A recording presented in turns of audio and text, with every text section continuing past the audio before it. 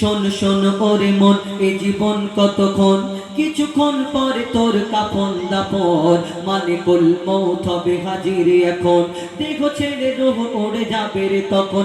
আহা শোন শোন ওরে মন, আহা শোন শোন ওরে মন, এ জীবন কতক্ষণ, কিছুক্ষণ পরে তোর কাফন দাফন, মালিকুল মৌত হবে হাজির এখন, দেহ ছেড়ে রূহ উড়ে যাবে রে তখন।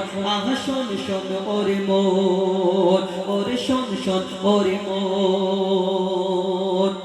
এই মায়ার জীবনে কেউ চিরদিন ছিল না, থাকেনি, থাকবে না, সকলকে চলে যেতে হবে। তাহলে কবি সে সম্পর্কে লিখছে দেখুন, আহা শোন শোন ওরে মন, এ জীবন কতক্ষণ, কিছুক্ষণ পরে তোর কাফন দাফন, মালিকুল মৌত হবে হাজির এখন, দেহ ছেড়ে রূহ উড়ে যাবে রে তখন। আহা শোন শোন ওরে মন। কোন কুকুর জান্নাতে যাবে? কুকুর যদি নাপাক হয়, কুকুর যদি নাপাক হয়, এই দুনিয়াতে দেখবেন গায়েতে যদি লেগে যায় আমরা মসজিদে নামাজ পড়তে যাইনি। আচ্ছা কুকুর যদি নাপাক হয় তাহলে কুকুর জান্নাতে কি করে যাবে?